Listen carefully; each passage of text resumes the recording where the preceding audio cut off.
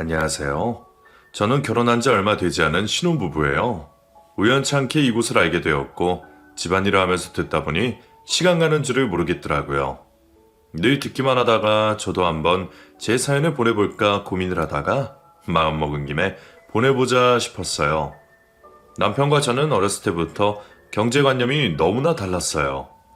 연애를 할 때는 몰랐지만 결혼을 하고 나니 그 부분이 상당한 부분에 영향을 끼치더라고요. 펑펑 쓸 줄만 알았던 이 남자의 경제관념이 바뀌기 전까지 저희는 얼마나 많이 싸웠는지 몰라요.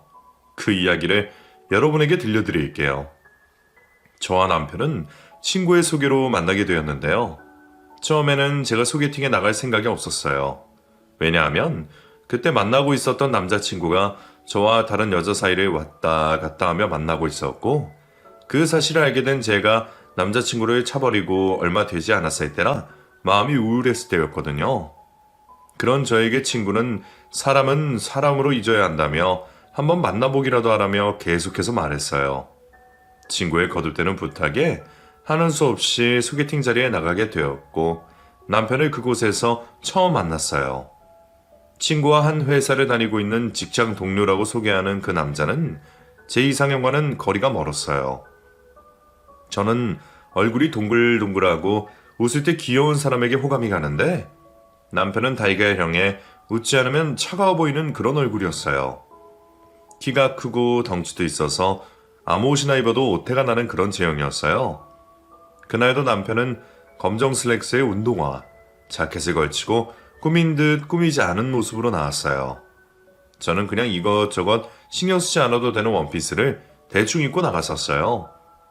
친구는 서로에게 소개를 시켜주고 자신은 빠지겠다며 자리를 피해주었고 저는 남편과 단 둘이 남게 되었어요.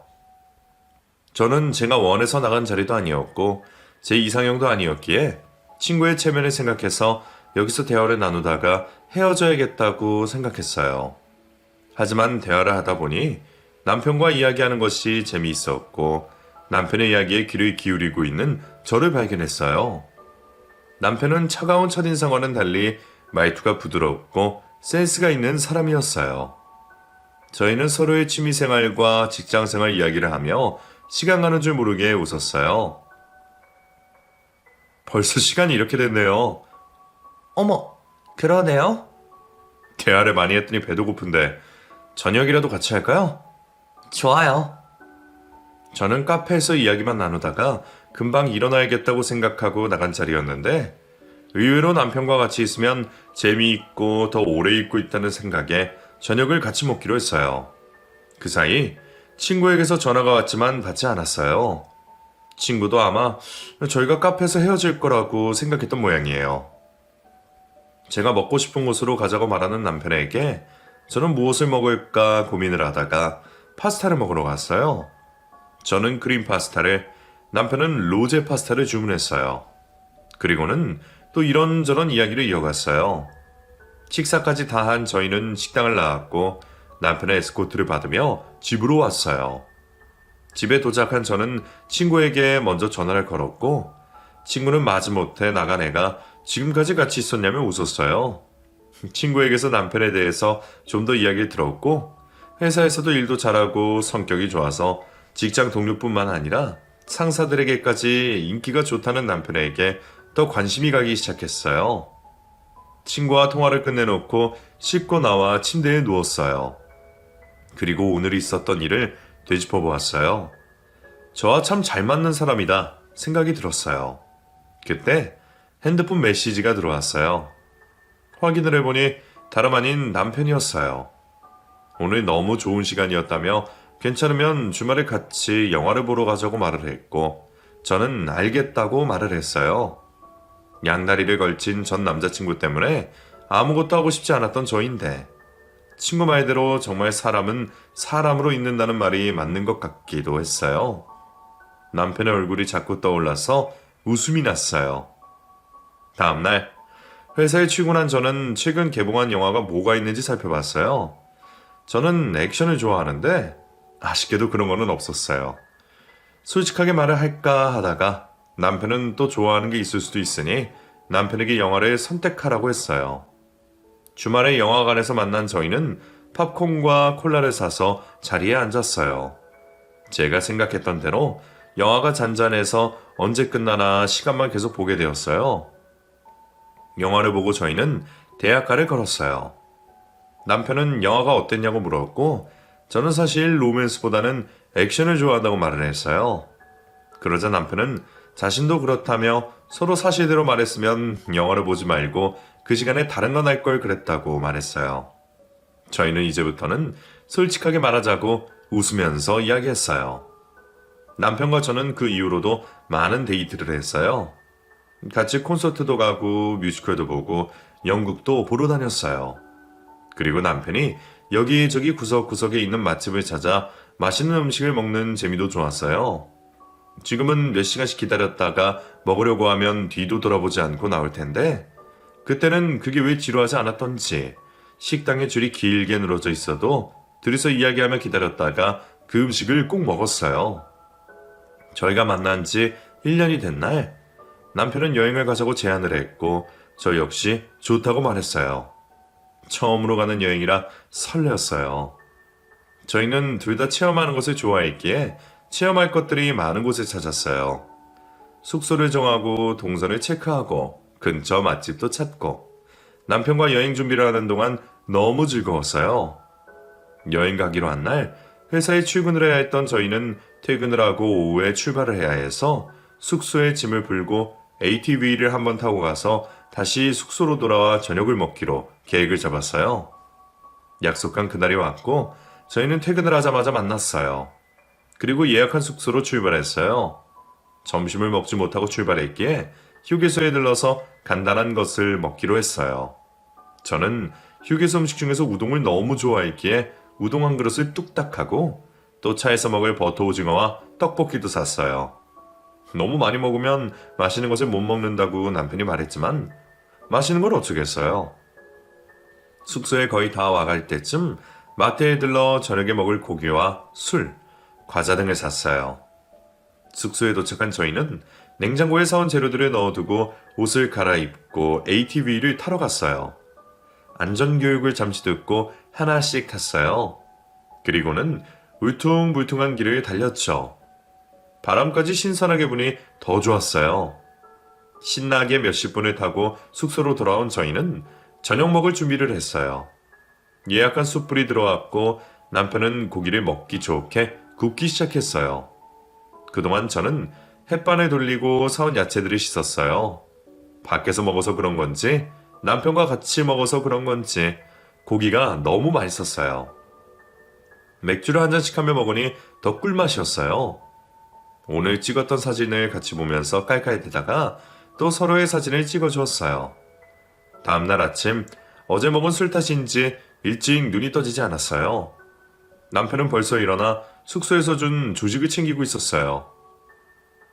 벌써 일어났어? 아, 눈이 일찍 떠지던데? 우리 퇴실 시간이 몇 시였더라? 11시. 아직 시간 많이 남았어. 그래? 조금 더 누워있어야겠다. 조식을 벌써 갖다 놨네. 빵 먹을래? 거기 놔둬. 여기 있다가 점심 먹으러 나가면 되겠다. 그러자. 예약은 했지? 당연히 했지. 거기서 점심 먹고 꽃 보러 가면 될 것 같아. 좋았어. 남편과 저는 조식을 먹고 짐을 챙겨서 퇴주 시간을 꽉 채우고 점심을 먹으러 갔어요. 맛집이라고 간 곳은 역시나 사람들이 많았어요. 의자에 앉아 저희 차례가 올 때까지 기다렸다가 테이블에 앉았어요. 줄을 서 있는 동안 주위 사람들의 이야기를 들어보니 이 집은 메인 음식보다는 냉면이 맛있다고 말을 했어요. 그래서 자기도 냉면을 먹으러 온다며 이걸 모르고 처음 오는 사람들은 메인 음식을 시킨다고 말을 했죠. 그 말을 들은 저희는 어떤 걸 먹을까 고민이 되기 시작했어요. 테이블에 앉은 저는 메인 음식과 냉면 하나씩을 시켰어요. 역시 여러 번 오신 분의 말씀처럼 냉면이 더 맛있었어요. 그것도 모르고 메인 음식만 시켰다면 후회할 뻔했어요. 음식을 먹고 저희는 꽃이 만개한 포토존이 있는 곳으로 이동을 했어요. 여기저기에서 벌써 사람들이 사진을 찍는다고 모여 있었어요. 거기에서도 역시 줄을 서서 기다렸다가 인생사진 한 장을 건지고 집으로 돌아왔어요. 처음 간 이번 여행은 저와 남편 둘 다 대만족이었어요. 앞으로 여행도 자주 가자고 약속을 했어요. 그렇게 시시때때 만났던 저희는 시간이 지나면 지날수록 만나면 만날수록 서로가 서로를 더 사랑하게 되었고 저희는 결혼을 하기로 했어요. 양가 어른들을 만나고 결혼을 준비하면서 저는 남편의 새로운 모습을 발견하게 되었어요. 연애를 할 때는 미처 몰랐던 부분이었어요. 그것은 바로 남편의 경제관념이었죠. 저와는 너무 다르게 살아온 사람이라 그 부분에서 의견 차이가 많았어요. 저는 어렸을 때부터 용돈을 받으면 저금부터 하는 아이였어요. 매달 받는 용돈도 거의 저금을 하고 명절이나 기념일에 받은 용돈들도 쓸 만큼을 제외하고는 거의 다 저금을 했었어요. 대학교에 들어가서도 부모님에게 도움을 받지 않고 알바를 하며 등록금을 냈어요. 그래서인지 회사를 다녀도 씀씀이가 커지지가 않았어요. 제 통장에는 꽤 많은 돈이 모여 있었어요. 하지만 남편은 저와 달랐어요. 용돈을 받으면 다 쓰는 사람이었어요. 대학교를 다닐 때에도 부모님에게 용돈을 받으며 살았었고 회사를 다니는 동안에도 별다른 저축은 하지 않은 듯 했어요. 월급을 받으면 받는 대로 다 쓰는 그런 남자였죠. 이 사실은 결혼을 준비하는 과정에서 알게 되었고 저는 큰 충격을 받았어요. 지금까지 모아둔 게 하나도 없다는 소리야? 남자들 원래 다 그래. 그래서 남자들은 결혼해야 돈 모은다잖아. 그런 게 어딨어. 그건 핑계지. 아니라니까. 내 주위에는 다 그래. 그럼 결혼은 어떻게 하게? 집에서 해주시겠지. 뭐? 어머니가 결혼까지는 걱정하지 말라고 하셨어.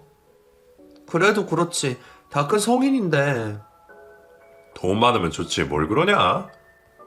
우리 결혼 비용 반만씩 하기로 한 건 알고 있지? 다 알고 있어. 어머니한테도 그렇게 말씀드렸고. 그럼 우선 예산 잡아놓고 반씩 내자. 그러자. 저는 제가 번 돈으로 남편은 시어머니의 돈으로 그렇게 저희는 결혼 준비를 시작했어요. 결혼을 준비하는 동안에도 저는 이 남자를 믿고 살 수 있을까 의문이 들었어요. 그래서 주위의 친구들이며 지인들에게 물어봤어요. 자세하게 이야기는 하지 않고 남자들은 원래 결혼 전에는 모으는 돈이 없냐고 물어봤죠. 그랬더니 하나같이 하는 말이 남자들은 결혼 전에 돈 모으는 사람은 없다는 것이었어요. 그래서 빨리 결혼해야 돈 모은다는 말도 있다면서. 그 이야기를 들으니 또 제가 괜한 걱정을 하고 있었나 싶어서 그 생각은 하지 말고 결혼 준비에는 신경 쓰기로 했어요. 둘 다 회사를 다니고 있었기에 거의 주말에 모든 것을 해결해야 했어요. 예식장과 샵, 신혼여행, 집, 살림살이 등 해야 할 것들이 너무나 많았어요. 결혼 전에 모든 것을 해결하려면 부지런히 움직여야 했어요. 특히나 신혼집을 고르는 것이 시간이 오래 걸렸어요. 집은 차가 없는 저를 배려해서 제가 다니고 있는 회사 근처로 구하기로 했어요. 저희가 가지고 있는 금액의 집을 구하느라 발품을 팔아야 했어요. 남편은 모자라는 돈은 대출을 받아서 사자고 말했지만 저는 지금 가지고 있는 돈으로도 충분히 괜찮은 곳으로 갈 수 있는데 대출 이자까지 내면서 집을 사고 싶지는 않았어요. 저는 투덜거리는 남편을 이끌고 볼 수 있는 집은 최대한 많이 봤어요. 그 중에서 남편과 저 둘 다 마음에 드는 한 곳을 계약하기로 했어요. 그 집은 햇살도 많이 들어오고 특히나 알파룸이 하나 있어서 그곳을 카페로 꾸미면 좋겠다는 생각이 들었어요. 제일 큰 숙제였던 집도 계약하고 모든 것이 순조롭게 진행되어 가고 있었어요. 이제 계약한 집 잔금만 치르면 결혼식을 올리기 전에 큰일은 다 끝냈어요. 남편과 저는 우리의 신혼집이 될 집을 둘러보며 행복했어요. 집에 돌아온 저는 체크리스트를 다시 한번 꼼꼼하게 살펴보았어요. 몇 주가 지나고 신혼집 잔금 치르는 날이 다가왔어요. 저는 남편에게 전화를 걸었어요. 다음 주에 잔금 보내는 날인 거 알지? 알지. 이번 주에 송금해 놔? 그게 왜? 무슨 일 있어? 정말 미안하다. 왜? 무슨 일인데? 전화로 하기엔 좀 그렇고 만나서 얘기하자. 남편의 전화를 받고 저는 걱정이 되었어요. 목소리에 힘이 없는 것이 무슨 일이 있는 것 같긴 했어요. 카페에 도착한 저는 먼저서 기다리고 있는 남편을 발견했어요. 남편에게 간 저는 다짜고짜 무슨 일이 있냐고 물었고 남편은 저의 얼굴을 보지도 못한 채 아무 말도 하지 못했어요. 왜? 무슨 일인데? 무슨 일인지 알아야 대책을 세우지. 그게 아, 정말 답답하다. 그냥 얘기해. 나 잔금 치를 돈이 없어.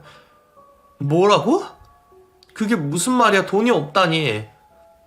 거기 투자하면 곧 배로 뛴다 그래서 넣었다가 지금 원금을 까먹었어. 어딜 투자해? 주식했어? 어, 뭐? 어머니한테 받은 돈 다? 나도 이렇게 될 줄 몰랐어. 떨어지길래 원금만 회복하면 빼려고 했는데 자꾸만 떨어져서. 바보야. 지금이라도 당장 빼. 조금만 있으면 오를 거래. 우리 조금만 더 기다려보자. 미쳤어? 그거 오른다는 게 확실한 것도 아니고. 집 잔금 치를 돈을 거기에다가 넣으면 어떡해. 미안하다 정말. 지금이라도 빼자. 조금 손해보더라도 지금 빼는 게 낫다니까? 그럴 수는 없어. 진짜 오른다니까? 나 빼고 나서 오르면 어쩌려고 그래. 정말 답답하다. 나 진짜 어떻게 널 믿고 살지? 원금만 회복하면 바로 뺄게. 진짜 약속해. 다음 주에 잔금 문의하는데 그럼 어쩔 거야? 내가 내 은행 문 여는 대로 대출 알아볼게. 까먹고 있는 돈은 못 빼고 또 대출 받겠단 소리야? 그럼 어떡해. 방법이 없는데. 방법이 없긴 왜 없어? 주식 팔면 되지.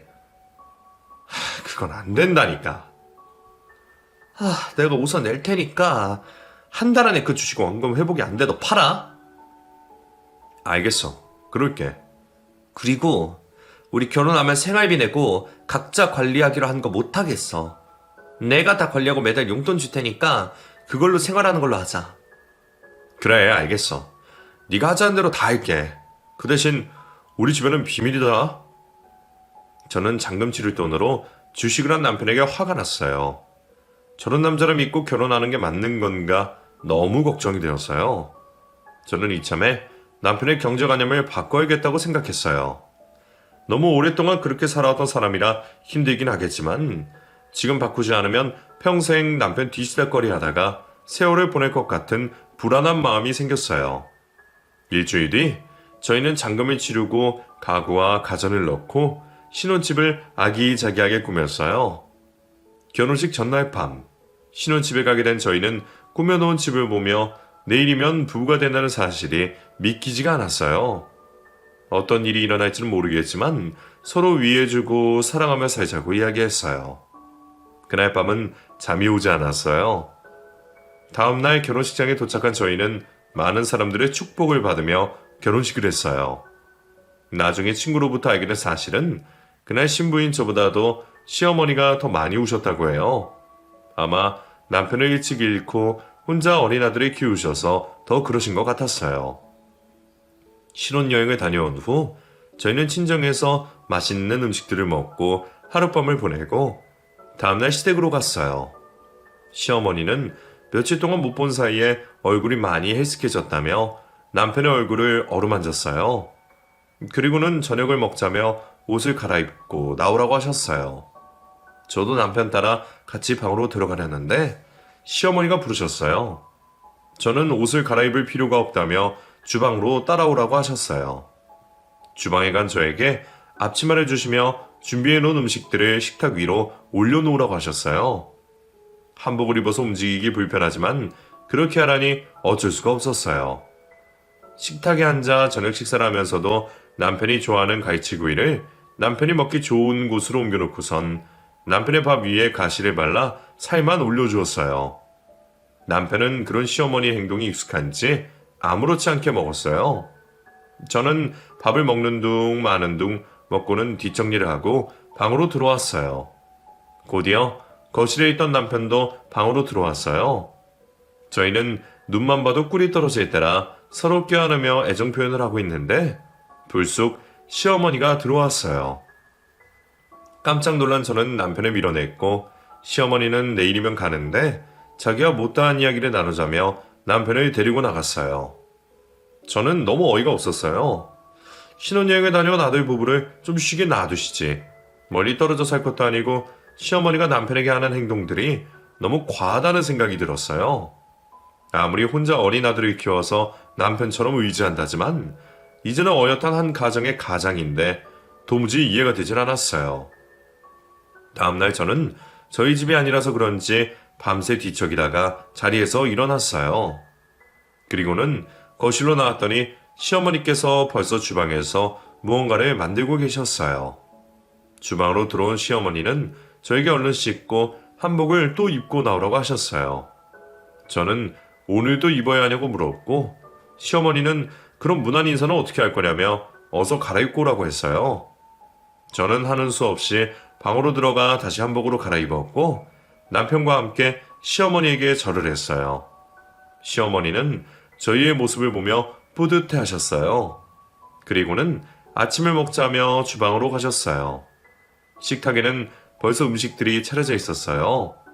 저희는 시어머니가 준비해 주신 아침을 먹고 신혼집으로 건너왔어요. 저는 집에 오자마자 한복을 벗어버렸어요. 시댁이 있는 동안 계속해서 입고 있었더니 너무 답답하고 불편해서 죽는 줄 알았거든요. 원래 결혼을 하면 이렇게 하는 것인지 알 수가 없었어요. 주말 동안 저희는 신혼여행 때 입었던 옷들을 정리를 하고 같이 음식을 해 먹으며 아무에게도 방해를 받지 않고 신혼을 즐겼어요. 그리고 남편은 저에게 떨리는 손으로 급여 통장을 전해주었고 저는 월급이 들어온 날 남편에게 용돈을 주었어요. 평소 많이 쓰고 다니던 사람이라 부족하다며 투덜거릴 줄 알았는데 의외로 남편은 제가 주는 대로 군말 없이 받아갔어요. 그리고는 한 달 동안 용돈이 부족하다는 말을 일체하지 않았어요. 모임도 여러 차례 있었고 친구들과 만나는 날도 여러 번 있었는데 용돈으로 다 해결하는 남편을 보고는 이제 결혼을 하더니 뭔가 달라졌구나 생각했어요. 하지만 그건 저의 착각이었어요. 집으로 날라온 남편의 카드 명세서를 보는 순간 저는 깜짝 놀랐어요. 결제해야 할 카드 대금이 거의 남편의 한 달 월급이었어요. 저는 너무 어이가 없었어요.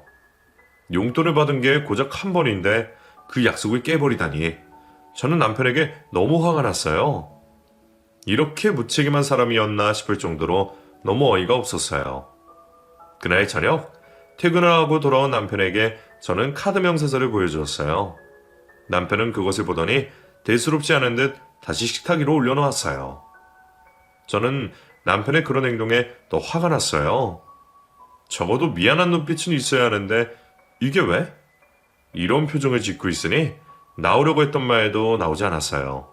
저는 너무 어이가 없어서 웃음이 나왔어요.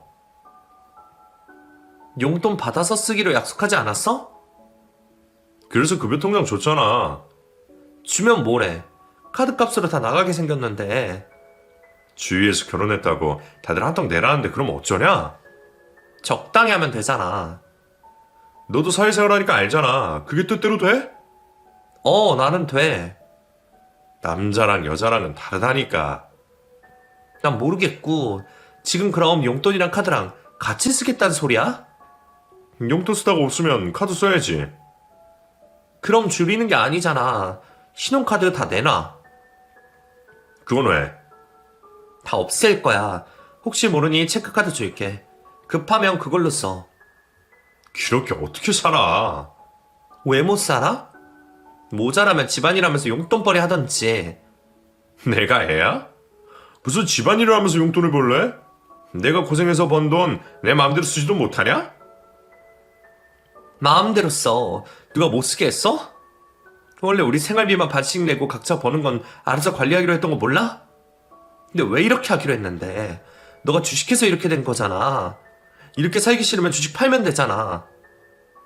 그건 아직 좀 더 있어야 돼. 그것도 지금 약속한 한 달 지난 거 알아? 왜 자꾸 사람을 실망하게 만들어? 알겠어. 자, 내가 가지고 있는 카드는 이게 다야. 남편은 하는 수 없이 저에게 카드를 다 주었고 방으로 들어가 버렸어요. 저는 남편에게 받은 카드를 모조리 다 가위로 싹둑 잘라버렸어요. 그 이후로 남편은 용돈과 체크카드를 사용했고 용돈이 부족하면 저에게 이야기를 했어요. 처음에는 자신이 필요한 것이 있을 때마다 저에게 말하는 것이 너무 싫다며 힘들어하던 남편도 차츰 적응이 되어갔고 용돈이 부족하다며 더 달라는 이야기도 거의 하지 않았어요. 그러던 어느 날 저는 왜 남편이 그동안 그 용돈으로도 충분하게 살 수 있었는지 그 이유를 알 수가 있었어요. 퇴근을 하는 남편이 씻으러 들어갔고 그 사이 핸드폰 메시지가 왔어요. 저는 남편의 핸드폰을 본 순간 깜짝 놀랐죠. 그건 다름 아닌 시어머니였어요. 시어머니는 그동안 아들에게 용돈을 매달 보내고 있었던 거였어요. 씻고 나온 남편에게 이게 무슨 소리냐며 핸드폰을 보여주었고 남편은 남의 핸드폰을 마음대로 본다며 화를 냈어요. 저는 그동안 시어머니에게 용돈을 받았냐며 물었어요. 결혼을 하고 돈 관리를 제가 한다는 이야기를 들으신 시어머니는 남편에게 남자는 결혼을 해도 주머니에 돈이 두둑히 있어야 길을 펴고 산다며 매달 용돈을 주고 있었고 남편은 그 사실을 저에게 속이고 있었어요. 저는 또 한 번 남편에게 실망을 하게 되었어요. 남편이 이렇게 된 것은 시어머니의 잘못이 크다는 생각이 들었어요. 저는 언제까지 시어머니의 그늘에서 살 거냐며 어른이 되었으면 자기 앞가림은 자기가 하는 것이 맞지 않냐며 이렇게 살 것 같으면 저와 이혼을 하고 시어머니와 살으라고 말했지만 남편은 오히려 부모가 자식에게 용돈을 주는 것을 왜 그렇게까지 이상하게 생각하냐며 제가 이해가 안 된다는 식으로 이야기를 했어요. 그날 저희는 언성을 높여서 싸웠지만 의견 차이가 좁혀지지가 않았어요. 다음날 저는 남편과의 일 때문에 회사에 있어도 일이 손에 잡히질 않았어요. 머리도 지끈지끈 아프고 소화도 잘 되지 않았어요. 그래서 점심을 먹지 않고 휴게실에서 잠시 쉬었어요. 점심시간이 지나고 자리에 앉아 일을 하려는데 자리도 들어가시던 팀장님이 창백해진 저의 얼굴을 보고 조퇴를 하고 병원에 다녀오라고 하셨어요. 집으로 들어가는 길에 병원에 들린 저는 뜻밖의 소식을 들었어요. 제가 임신을 했다는 것이에요. 남편으로 인한 스트레스로 몸이 피곤하다고 생각했는데 임신 때문이었다니 저는 신랑에게 이 사실을 빨리 알리려고 핸드폰을 꺼내었다가 다시 가방 안에 넣었어요. 어제 싸운 것도 있고 해서 제가 먼저 전화하기엔 자존심이 상했어요. 그래서 저녁에 퇴근하고 오면 말해야겠다고 생각했어요. 그날 저녁 퇴근을 하고 온 남편은 어젯밤 싸운 탓에 여전히 저와 눈도 마주치지 않고 냉랭했어요. 저는 씻고 나온 남편에게 맥주 한잔을 하자며 불렀어요. 아무 말 없이 식탁에 앉은 남편은 제가 준 맥주를 시원하게 들이켰어요. 너는 왜 안 마셔? 나 참으려고. 나 혼자 마시면 무슨 죄야? 어제는 내가 말이 심했어. 미안해. 아니야. 너도 잘한 건 없는데 뭘. 어머님이 주신 용돈 말이야. 그 얘기라면 안 해도 돼. 나도 생각해보니까 아닌 것 같더라. 그래서 다시 돌려드렸어. 잘했어. 아빠 될 자격이 있네. 뜬금없이 아빠는. 이것 봐. 내가 맥주를 못 마시는 이유. 남편은 내가 보여준 초음파 사진을 보고는 눈이 휘둥그레졌어요. 임신한 거야? 오늘 병원에 갔더니 임신이래.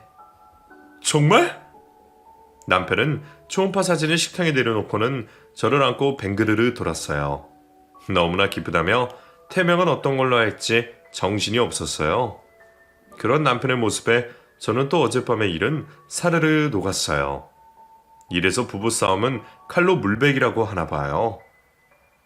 남편은 제가 임신을 한 이후로 집안일에도 적극적이었어요.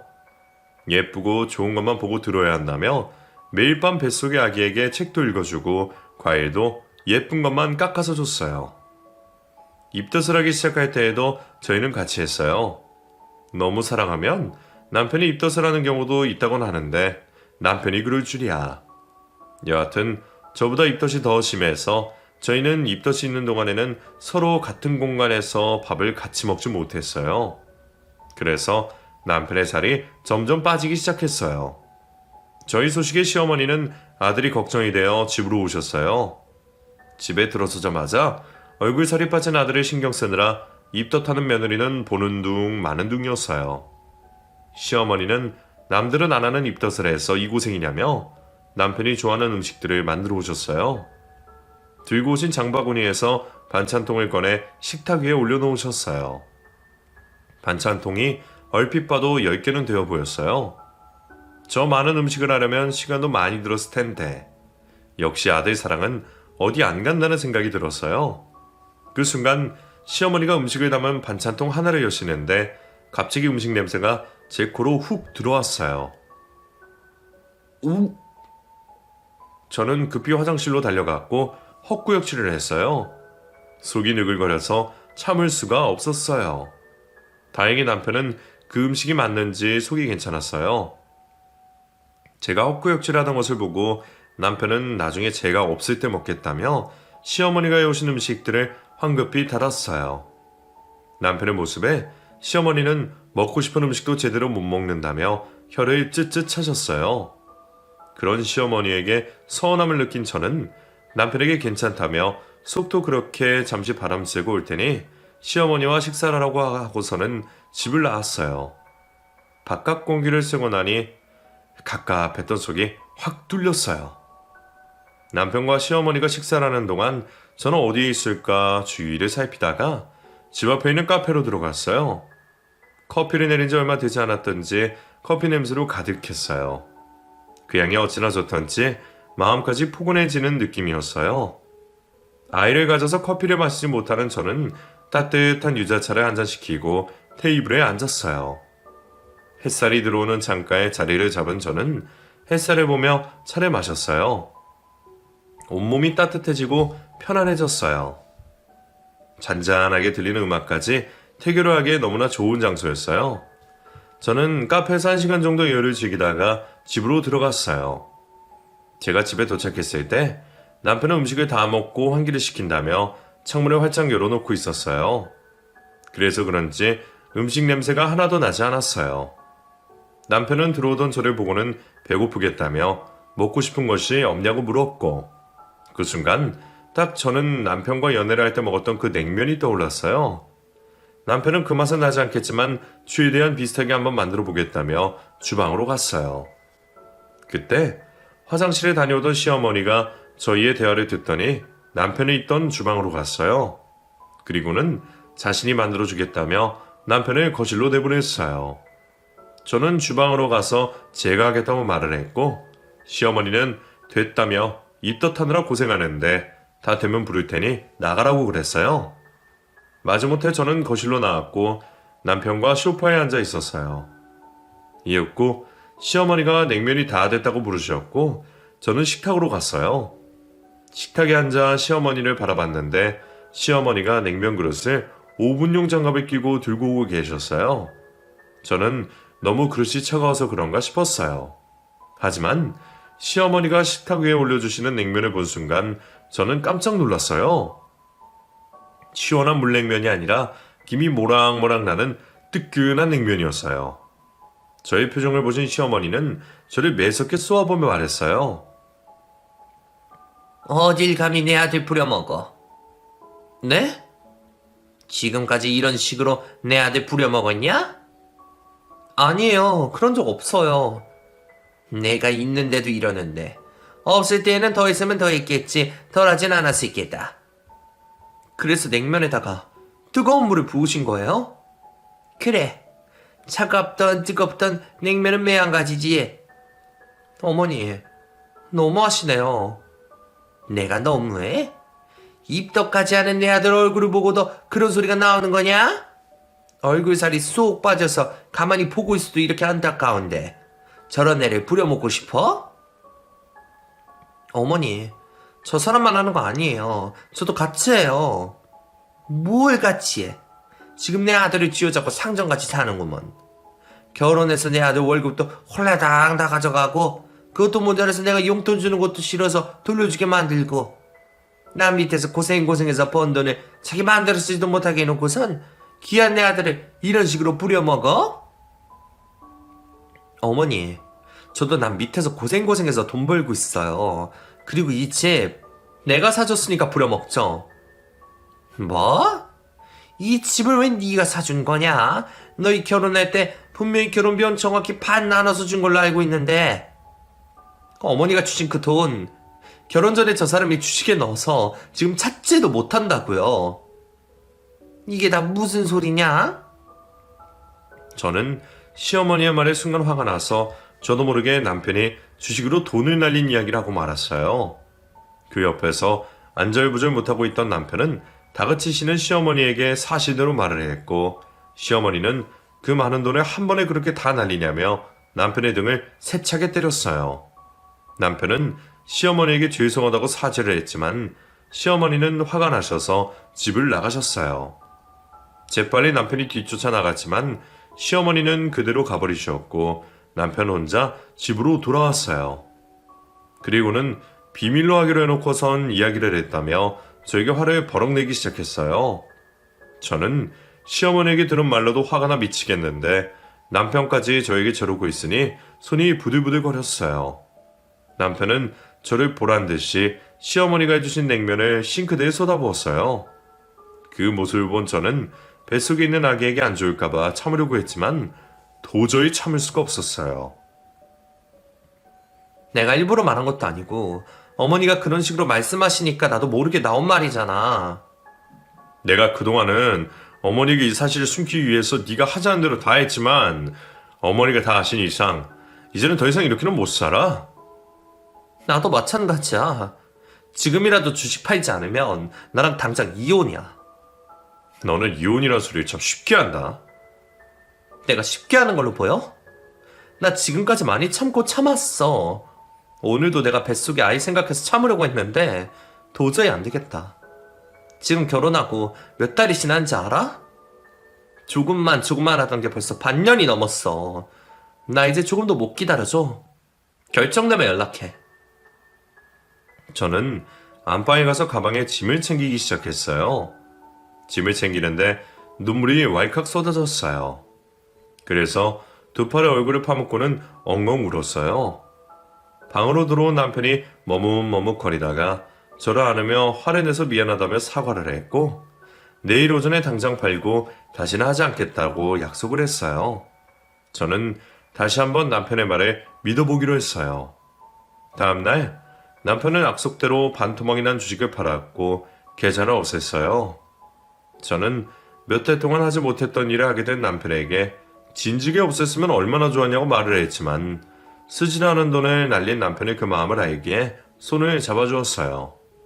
며칠 뒤 남편은 그 돈을 저에게 주었고 저는 그 돈은 집을 사기 위해 받은 돈이지만 우리끼리 지금처럼 살자며 시어머니에게 돌려드리자고 말했어요. 제 말에 남편은 짠순이가 웬일이냐고 말은 했지만 얼굴에는 웃음꽃이 활짝 피어 있었어요. 남편의 웃는 얼굴을 보니 제가 잘 결정을 한 것 같았어요. 그날 오후에 저희는 시댁으로 갔어요. 시어머니는 며칠 전 저희 집에서 안 좋은 마음으로 가셔서인지 웃음이 없으셨어요. 거실에 앉아 있는데 너무 어색해서 숨을 쉴 수가 없었어요. 저는 제가 먼저 시어머니에게 며칠 전에 있었던 일에 대해서 사죄를 드렸어요. 그리고 남편이 반틈밖에 남지 않은 돈을 드렸어요. 그러자 시어머니는 그 돈을 다시 돌려주며 자신도 곰곰이 생각을 해봤다며 남편이 이렇게 돈을 헤프게 쓰게 된 것은 자신의 잘못도 있다고 하시면서 저에게 미안하다고 하셨어요. 그리고 저희의 두 손을 잡으며 이미 벌어진 일을 되돌릴 순 없겠지만 그래도 그동안 있었던 일은 모두 잊어버리자고 하셨어요. 집으로 돌아오는 길에 저는 모든 일이 잘 마무리가 된 것 같아서 하늘에 날 것처럼 몸이 가벼웠어요. 저는 남편에게 지금 기분이 너무 좋다며 며칠 전 혼자 갔던 그 카페로 갔어요. 그리고 그날 제가 앉았던 자리에 앉았어요. 어둑해진 밤이라 그날처럼 따뜻한 햇살은 느낄 수 없었지만 야경이 주는 아름다움도 좋았어요. 저는 남편이 주문한 커피를 들고 향을 맡았어요. 마음이 또다시 편안해졌어요. 그 뒤로 그 카페는 저희 부부에게는 단골집이 되었어요. 그리고 몇 달 뒤 저는 예쁜 아이를 낳았고 곧 있으면 그 아이의 돌잔치를 맞이하게 돼요. 저희가 돌잔치를 준비하면서 달라진 게 있다면 남편이 저보다 오히려 더 알뜰하게 필요한 것만 하려고 한다는 것이에요. 저는 그런 달라진 남편의 모습이 너무 좋았어요. 앞으로도 남편과 같은 곳을 바라보며 행복하게 살았으면 좋겠어요.